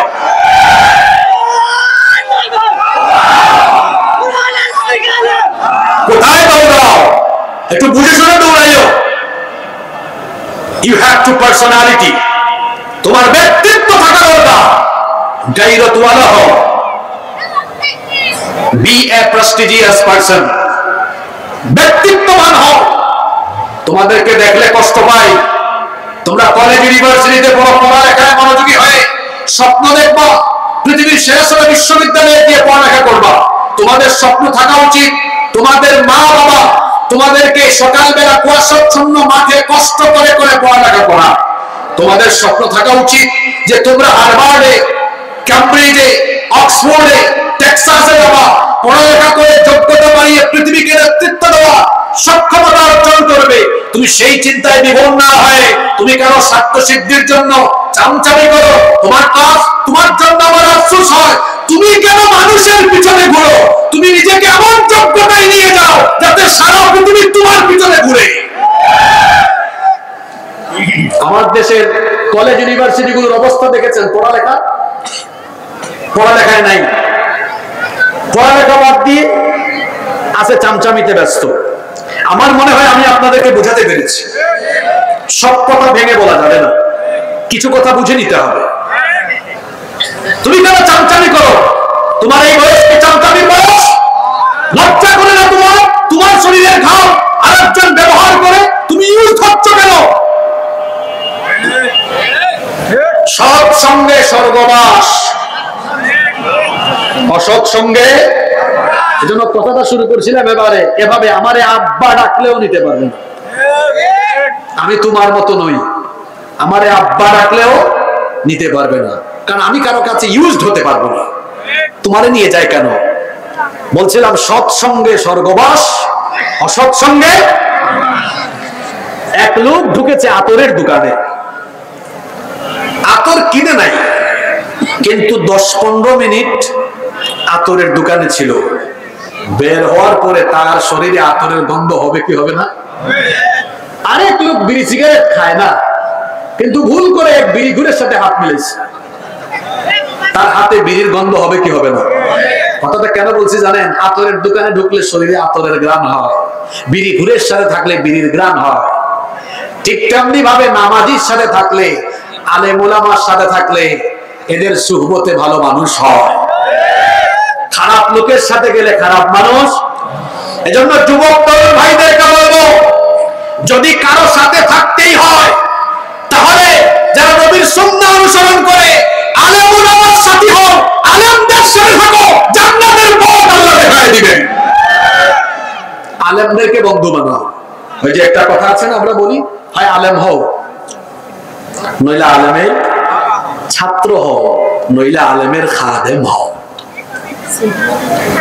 যুবক ভাইদেরকে বলছি, কষ্ট লাগে আপনাদেরকে দেখলে, খবরদার নিজের যৌবন আজে বাজে জায়গায় বিসর্জন দিবেন না। Keep in your mind, youth is not a gift given by your leader. যৌবন আপনার নেতার দেওয়া গিফট নয়। এই যৌবন দিয়েছেন কে? আল্লাহ আমাকে যৌবন দিয়েছেন। আমি কেন অন্যথায় আমার যৌবনকে বিলীন করব? আমার যৌবন যদি দিতেই হয় আল্লাহর জমিনে আল্লাহর কোরআনে নাচ গায়ে উৎসর্গ করে দিব। আল্লাহ কবুল করেন। আল্লাহ এই পথ হারা যুবকদেরকে তুমি সঠিক পথ দেখাও। নাম্বার 14, 14 নাম্বার, কোরআন এটি এমন এক কিতাব, এর ইফেক্টিভনেস, কার্যকারিতা, চাহিদা কিয়ামত পর্যন্ত ফুরাবে না। সুবহানাল্লাহ পড়বেন না? আচ্ছা, বিজ্ঞানের যুগে কোরআন কি অচল হয়ে গিয়েছে নাকি? এই যুগে কোরআনের চাহিদা কি শেষ? কোরআন সব যুগে সচল এবং এটা আপডেটেড। সুবহানাল্লাহ। বহু কষ্ট দিয়েছি আপনাদেরকে। শেষ পয়েন্ট এটা রেখেছি এমন, ওই যে বলছিলাম খাবারের শেষটা যেমন মজা, আজকের আলোচনার শেষ পয়েন্টটাও এরকম সবচেয়ে আকর্ষণীয়, এবং এই পয়েন্টে আজকের গোটা আলোচনার বার্তা রয়েছে। আপনারা কি 7-8 মিনিট ধৈর্য ধরে থাকতে পারবেন? সব মিলাইয়া মুনাজাত সহ আমরা 12-14 মিনিট থাকবো। আপনারা ধৈর্য ধরে থাকবেন তো? শোনেন তাহলে। মাশাআল্লাহ, ঠিক আছে, শুকরিয়া। 15 নম্বর, আল্লাহর কালাম এটি এমন এক কিতাব, এটি এমন এক কিতাব, it's the problem solving methodology. এটা হলো সকল সমস্যার সমাধানকারী কিতাব। সব সমস্যার সমাধান কোরআনে আছে না নাই? সমাধান চাও যদি জীবনে মরণে, ফিরে যাও খুঁজে নাও চোখ রাখো কোরআনে, তবেই পাবে সুখ শান্তির ঠিকানা, তবেই পাবে সুখ শান্তির ঠিকানা, যদি মেনে নাও তুমি মনে প্রাণে সমাধান। সমাধান চাও যদি জীবনে মরণে, ফিরে যাও খুঁজে নাও চোখ রাখো কোরআনে। If you want a solution in here and hereafter, go back, have a look on the Holy Quran. সব সমস্যার সমাধান কোরআনে আছে না নাই? কি করে আপনার ব্যক্তি জীবন চালাবেন কোরআনে আছে না নাই? জোরে বলতে হবে, আছে না নাই? কি করে এই সমাজটা চলবে এই সমাধান কোরআনে আছে না নাই? কি করে আদালত চলবে ফৌজদারি দেওয়ানি বিধান কোরআনে আছে না নাই? আপনাদের কি মনে হয়, সন্দেহ হচ্ছে আছে? আচ্ছা বলেন তো, যদি বিচার ফায়সালা কোরআন দিয়ে হয়, এটাতে আপনাদের লাভ বেশি না লস বেশি? আপনাদের দেশের আদালতে আল্লাহর আইন চলে না মানুষের আইন চলে? 54 বছর ধরে যে মানুষের আইন চলছে, এতে আপনারা কতটুকু লাভবান হয়েছেন আমি আপনাদেরকে বলি। এই 54 বছরের মধ্যে 32 বছর দুইজন নারী দেশ পরিচালনা করেছেন, বাকি 22 বছর কয়েকজন পুরুষ মিলে পরিচালনা করেছেন। তাহলে সিস্টেম বলে পুরুষরা নারীদের থেকে এগিয়ে না পিছিয়ে? কথা বুঝেন নাই? আচ্ছা, এটা কোরআনের মাহফিল, এখানে আমরা রাজনৈতিক কোনো আলাপ করতে চাই না, আমরা আমাদের নিজেদের কিছু ফায়দার কথা এখানে শুনতে চাই। ভালো করে খেয়াল করেন, এই যে 32 বছরে নারীরা আবার এমন এমন ক্ষমতা পেয়েছে, প্রধানমন্ত্রী, বিরোধী দলীয় নেত্রী, স্পিকার, স্বরাষ্ট্রমন্ত্রী, পররাষ্ট্রমন্ত্রী, শিক্ষামন্ত্রী সব নারী ছিল। বলেন তো আপনারা ছিল কি ছিল না? তো 32 বছর যে নারীরা এত পাওয়ার এত ক্ষমতা তাদের কাছে ছিল, তারা কি এই দেশের নারী নির্যাতন নিপীড়ন ধর্ষণ বন্ধ করতে পেরেছে? এই 32-এর সাথে পুরুষ মানুষের আরো 22 বছর মিলাইলাম, 54 বছর ধরে তারা শাসন করে এদেশের নারী নির্যাতন নিপীড়ন ধর্ষণকে কমাতে পেরেছে? আদালতে আল্লাহর আইন না মানুষের আইন? আপনারা একটু কথা বলবেন, কার আইন? না, আদালতে তো আল্লাহর আইন না, কার আইন? মানুষের আইন চলছে। এই যে কিছুদিন আগে 7-8 মাস আগে পদ্মার পারে মাগুরা একটা মেয়ে, ছোট্ট 8 বছর বয়স, এক পরিবারের 3 নরপিশাচ আমার এই বোনটির উপরে পাশবিকতা চালালো। মেয়েটার নাম মনে আছে? আছে তো, মনে আছে আপনাদের নাম কি? আমার এই বোনটি কয়েকদিন হাসপাতালে ছিল, কষ্ট পেয়ে পেয়ে দুনিয়া থেকে চলে গেল। তার ধর্ষণকারীরা এখনো বেঁচে আছে না নাই? আপনারা আমাকে জবাব দিয়ে, আছে না নাই? বলছি না এটা কোরআনের মাহফিল, এখানে রাজনৈতিক আলাপ হবে না, এখানে ফায়দার আলাপ হবে। কিসের আলাপ হবে? একটু এটা চলে যাক, তারপর বলবো।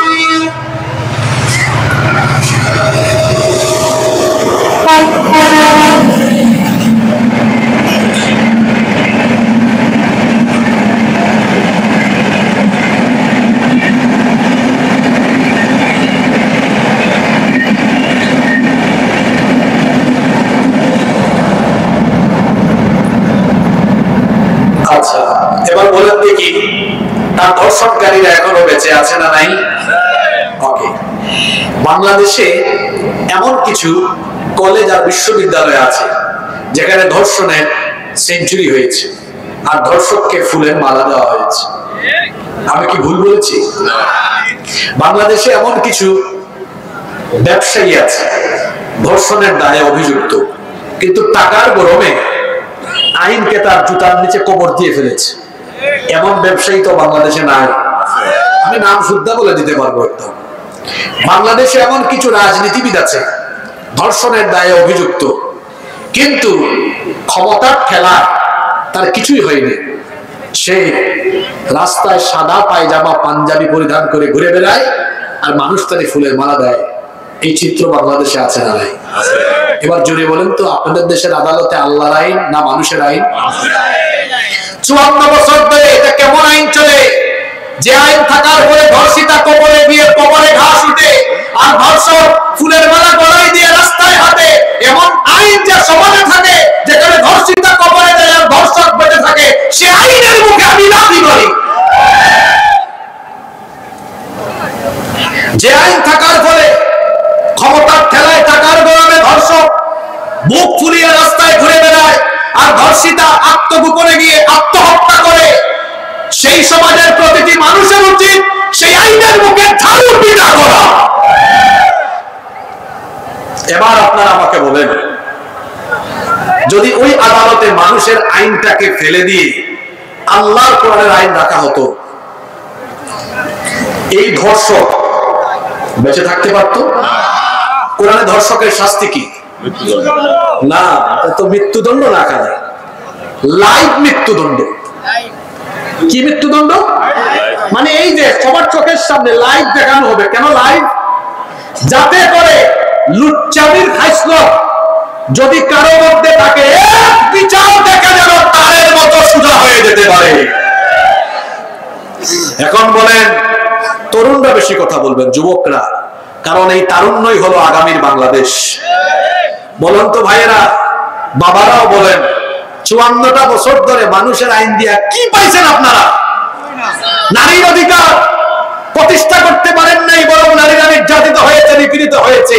যদি সত্যিকার অর্থে আদালতে ন্যায় বিচার প্রতিষ্ঠা করতে চান, মানুষের তৈরি করা আইনের মুখে লাথি দিয়ে এটাকে বঙ্গোপসাগরে ফেলে আল্লাহর কোরআনের আইনকে গ্রহণ করে নিতে হবে। এবার আসেন আরেকটা ফায়দার কথা বলি। যতই মানুষকে ওয়াজ নসিহত করেন আপনি, মানুষের পেটে আগে খাবার লাগবে। খাবার লাগবে না? লাগবে। আমার দেশে অভাবী দরিদ্র মানুষ অনেক আছে, যারা ঠিক মতো খাইতে পারে না। ক্ষুধা, দারিদ্রতা, এটা একটা সমাজে বড় রকমের সমস্যা। এই অভিশাপ থেকে মুক্তির জন্য আল্লাহ তাআলা কোরআনে চমৎকার এক অর্থনৈতিক ফর্মুলা দিয়েছেন। সেটা বলার আগে আমি বলে রাখি, এদেশে একটা কমন স্পিচ আপনারা শুনবেন, যেটা আমরাও ছোটকাল থেকে শুনে বড় হয়েছি। সেটা হলো, আমরা যদি সুযোগ পাই ক্ষুধা মুক্ত, দারিদ্রতা মুক্ত বাংলাদেশ বানাবো। কি কথা! সুযোগ পাইলে দেখা যায় 5 বছরে সেটা নিজের ক্ষুধাই মিটাইতে পারে না, মানুষের ক্ষুধা মিটাবে কেমনে?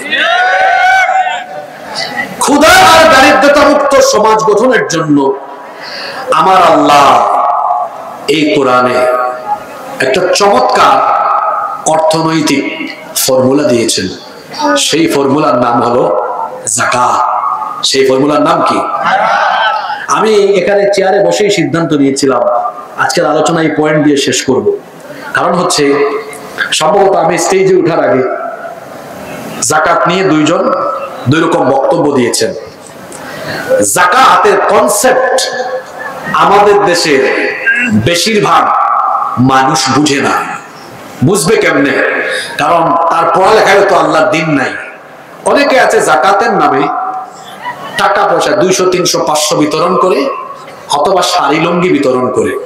ফকিহদেরকে জিজ্ঞেস করে দেখবেন, যাকাতের নামে যারা শাড়ি লুঙ্গি বিতরণ করে, গরিবের সাথে তামাশা করে, এদের যাকাত আদায়ই হয় না। আল্লাহ বলেছেন 8টি খাতে যাকাত দিতে হয়।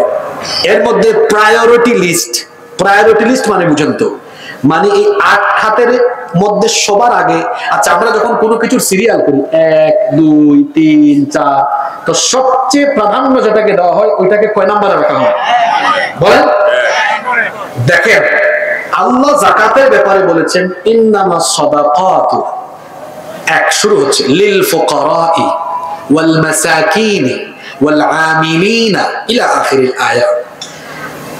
1 নম্বরে আল্লাহ বললেন ফকিরকে, 2 মিসকিনকে।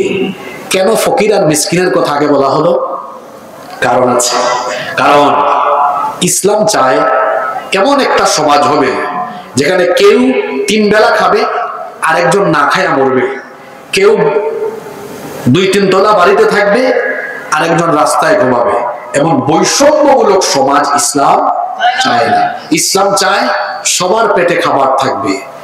মানুষের যে মৌলিক 5টা চাহিদা আছে, খাদ্য, বস্ত্র, অন্ন, শিক্ষা, চিকিৎসা, এটা যেন সে সবার আগে পায়। এজন্য এই 5টা মৌলিক চাহিদা পূরণের জন্য তার সচ্ছলতা থাকা লাগবে, স্বনির্ভরতা থাকা লাগবে। এজন্য কোরআনে আমরা তো মানুষকে বলি আপনি নামাজ রোজা ঠিক মতো আদায় করবেন, কিন্তু কোরআন শরীফে আল্লাহ কোথাও নামাজ আর রোজা একসাথে বলেন নাই। যেখানে আল্লাহ বলেছেন নামাজের কথা, সেখানে বলেছেন যাকাতের কথা। কেন? কারণ নামাজ দিয়ে আত্মা গঠন হয়, নফস গঠন হয়, আর যাকাত দিয়ে সমাজ গঠন হয়। আল্লাহ কি সুন্দর মিলায়া দিয়েছেন, সুবহানাল্লাহ পড়বেন না? ওর পেটে খাবার না থাকলে তো নামাজও গন্ডগোল হবে, তাই না? এজন্য আল্লাহ যেখানেই বলেছেন নামাজের কথা, সেখানে বলেছেন যাকাতের কথা। কেন?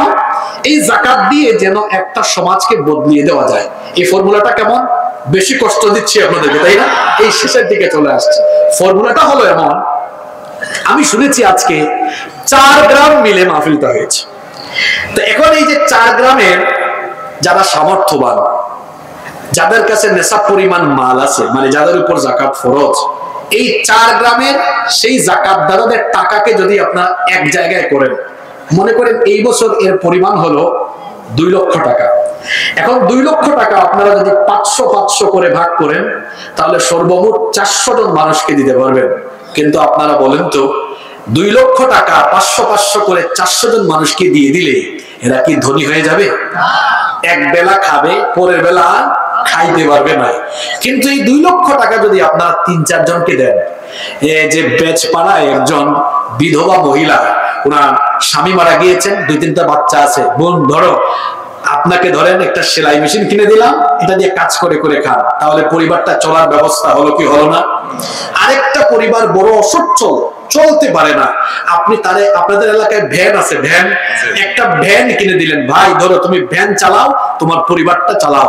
আরেকজন খুব দরিদ্র মানুষ, অল্প কিছু পয়সা আছে, আরো কিছু টাকা দিলে দেখা যাবে সে একটা হাঁসের খামার, মুরগির খামার বা টঙের দোকান করতে পারবে, তার এটা আপনি দিলেন।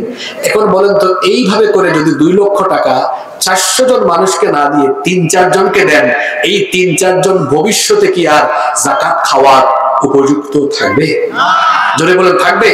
এটা তো কয়েক গ্রামের উদাহরণ। এখন যদি ব্যাপারটা এমন হয় যে 90% মুসলমানের দেশ, এই দেশে একটা যাকাত মিনিস্ট্রি হলো, যাকাত মন্ত্রণালয়, ইসলামী অর্থনীতিতে বিশেষজ্ঞ উলামাগণ সেখানে দায়িত্ব পালন করছেন। সারা দেশে মুসলমানদের সম্পদের হিসাব সরকারের কাছে থাকবে, অনেকটা ইনকাম ট্যাক্সের মতো। যাদের কাছে নেশাব পরিমাণ মাল আছে, 1 বছর পরে মোবাইলে মেসেজ আসবে, মিস্টার অমুক, এই বছর আপনার এত টাকা যাকাত আসছে, আমাদের সংশ্লিষ্ট অফিসে বা এই জায়গায় গিয়ে টাকাটা জমা দেন। সারা দেশের টাকাগুলো এখন জমা হচ্ছে কয় জায়গায়? জোরে বলুন, কয় জায়গায়? এখন আমি বুঝানোর সাথে অ্যামাউন্ট কম করে ধরছি। মনে করেন এই বছরের পরিমাণ হলো 140,000 কোটি টাকা। এটা আপনাদের রাজশাহী বিভাগ দিয়েই সম্ভব, কিন্তু বুঝানোর স্বার্থে আমি ধরেছি, এটা একটা রাষ্ট্রের জন্য অল্প টাকা। 140,000 কোটি টাকা জমা হয়েছে কয় জায়গায়? এবার গভর্নমেন্ট 64 ডিস্ট্রিক্টে একটা জরিপ করলো যে সবচেয়ে বেশি অসচ্ছল বেকার কারা আছে, তালিকা করো। 70 লক্ষ যুবকের তালিকা করে এবার এই 70 লক্ষকে পর্যায়ক্রমে ডেকে আনা হলো, আর প্রত্যেকের হাতে 2 লক্ষ টাকার চেক দেওয়া হলো। ধরো 2 লাখ 70 লক্ষকে কয় লক্ষ টাকা করে দিচ্ছি? ক্যালকুলেটর মেরে দেখেন, 70 লক্ষ গুণ 2 লক্ষ সমান কত? 140,000 কোটি টাকা। ফর্মুলাটা কিন্তু এই হুজুরের না, ফর্মুলাটা কার? জোরে বলেন, ফর্মুলাটা কার? যত ইমাম সাহেব, খতিব সাহেব, বক্তা ভাইয়েরা এসেছেন, এই কথাগুলো মানুষকে এভাবে বুঝাবেন, দয়া করে এইভাবে বুঝাবেন, মানুষ এগুলো জানে না। 1 বছরে দেখা গেল 70 লক্ষ বেকার অসচ্ছল যুবককে সচ্ছল করে দেওয়া হলো, এটা কার দেওয়া প্রক্রিয়ায়? এবার জোরে বলেন আমাকে, এইভাবে করে যদি 10 বছর একটি রাষ্ট্রে এই প্রক্রিয়াটা চলমান থাকে, আপনাদের দেশের পারপাসে বলেন 10 বছর পরে এই দেশে কি একজন গরিব মানুষ আপনারা খুঁজে পাবেন? জোরে বলেন পাবেন? কি বক্তব্য শুনেন আপনারা? হ্যাঁ, যে ক্ষুধামুক্ত দারিদ্রতা মুক্ত সমাজ আর দেশ বানাবো, অত সুযোগ পাইলে তার সম্পদ বাড়ে, তার নিজের ক্ষুধা সে মিটাইতে পারে না, জনগণের ক্ষুধা কেমনে মিটাবে? শুনে রাখো মুসলমানেরা, যদি ক্ষুধামুক্ত দারিদ্রতা মুক্ত সমাজ আপনারা পেতে চান, যদি দারিদ্রতার কবর দিয়ে সচ্ছল স্বনির্ভর একটি জাতি গঠন করতে চান, মানুষের তৈরি করা আইনকে লাথি দিয়ে বিদায় করে আল্লাহর কোরআনের আইনকে গ্রহণ করে নিতে হবে। এছাড়া দাঁড়ান, স্লোগান দেওয়া লাগবে না, শুধু কথাগুলো বুঝে যায়। আমাদের কাজ কি? কোরআন শরীফে আল্লাহ তার রাসূলকে কি বলেছেন? ফাযাক্কির ইন্নামা আনতা মুযাক্কির। আপনি মানুষকে উপদেশ দেন, আপনি উপদেশদাতা। উলামাগণ হচ্ছেন নবী রাসূলগণের ওয়ারিস। আমরাও আপনাদেরকে উপদেশ দিচ্ছি। আর একটা নমুনাও দেখাই, এই যে আস-সুন্নাহ ফাউন্ডেশন, শেখ আহমদুল্লাহ, আল্লাহ তাকে নেখায়াত দিন, উনি দেখবেন যাকাতের প্রক্রিয়াটা আমি যেভাবে বলছি ঠিক এইভাবে করে না। আমি নিজেও ব্যক্তিগতভাবে সোশ্যাল ওয়ার্ক স্টুডেন্ট লাইফ থেকে করি, আমরাও এরকম, আমি নিজে আমার পরিবারের যাকাত এই প্রক্রিয়ায় দেই। বলেন তো, এইরকম যদি আরো 100 আলেম থাকে, হাজারো আলেম থাকে, কিংবা এইভাবে করে যদি প্রক্রিয়াটা চলমানই থাকে, তাহলে সমাজে দারিদ্রতার অভিশাপ থাকবে? মুসলমানরা কবে বুঝবেন আপনারা কোরআন ছাড়া আপনাদের মুক্তি নাই, শান্তি নাই, আপনাদের দুঃখ দুর্দশা কশ্চিন কালেও শেষ হবে না যতদিন না আপনারা মানব রচিত মতবাদের কবর দিয়ে আল্লাহর কোরআনকে গ্রহণ না করবে, ততদিন পর্যন্ত এই জাতির কবরে মুক্তি আসবে না। বলে গেলাম, বুঝিয়ে দিয়ে গেলাম। আল্লাহ যেন কথাগুলো আমাদেরকে বোঝার তৌফিক দান করে। যারা শুরু থেকে ছিলেন আপনাদেরকে ধন্যবাদ। কোরআনের মোট কয়টা স্পেশালিটি আজকে বলেছি? জোরে বলেন কয়টা? এগুলো অন্য কিতাবে আছে? তাহলে যে কোরআন হেদায়েতের পথ দেখায়, মুক্তির পথ দেখায়, যে কোরআন সামাজিক, রাজনৈতিক, অর্থনৈতিক মুক্তি, দুনিয়া আখিরাতের মুক্তির পথ দেখায়, সেই কোরআন এর ওয়াজ একদিন শুনলে চলবে না, প্রতিদিন ঘরে বাড়িতে কোরআন পড়তে হবে, বুঝতে হবে, কোরআন অনুযায়ী আমল করে কোরআনের রঙে রঙিন হয়ে যেতে হবে। তাহলেই আমাদেরকে মাফ করে যিনি জান্নাত দিয়ে দিবেন তিনি কে? আপনারা বড় ভদ্র মানুষ, আমি খুবই আনন্দিত যে আপনারা